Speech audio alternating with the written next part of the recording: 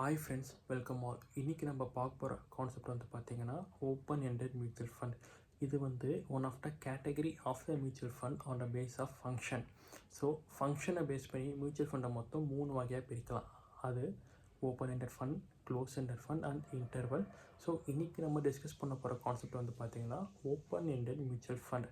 இந்த open ended mutual fund வந்து பார்த்தீங்கன்னா எய்தர் ஈக்விட்டி ஓரியன்டட் ஃபண்டாக இருக்கலாம் ஆர் டெப்ட் ஓரியன்டட் ஃபண்டாக இருக்கலாம். அது எப்படி பார்க்குறதுனா, இந்த மியூச்சுவல் ஃபண்ட் வந்து பார்த்தீங்கன்னா 65% ஆர் மோர் இன்வெஸ்ட்மெண்ட்டு ஈக்விட்டியில் பண்ணியிருந்தால் அது ஈக்விட்டி ஓரியன்டட் ஃபண்ட். இல்லை டெப்ட்டில் பண்ணியிருக்காங்கன்னா அது வந்து பார்த்தீங்கன்னா டெப்ட் ஓரியன்டட் ஃபண்ட்.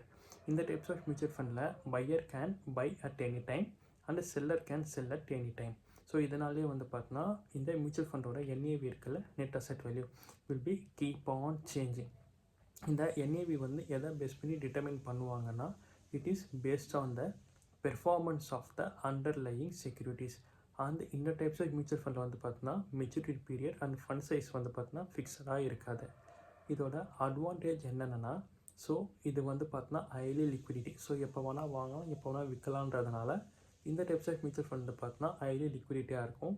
அண்ட் தென் இந்த டைப்ஸ் ஆஃப் மியூச்சுவல் ஃபண்ட் வந்து பார்த்தீங்கன்னா SIP ஆப்ஷன் இருக்குது. அண்ட் தென் நீங்கள் வந்து பார்த்தீங்கன்னா இந்த மியூச்சுவல் ஃபண்ட் வாங்குறதுக்கு முன்னாடி past data, that means historical டேட்டாவை வச்சு நீங்கள் இந்த டைப்ஸ் ஆஃப் மியூச்சுவல் ஃபண்டை அனலைஸ் பண்ண முடியும்.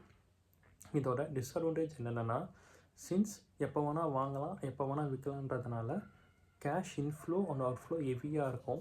ஸோ அதனாலே வந்து பார்த்தோன்னா NAV வந்து பார்த்தோன்னா பயங்கரமாக ஃப்ளக்சுவேட் ஆகும். அதனாலேயே இதில் வந்து பார்த்தோன்னா கேஷ் ஃப்ளோ ரிஸ்க் இருக்குது.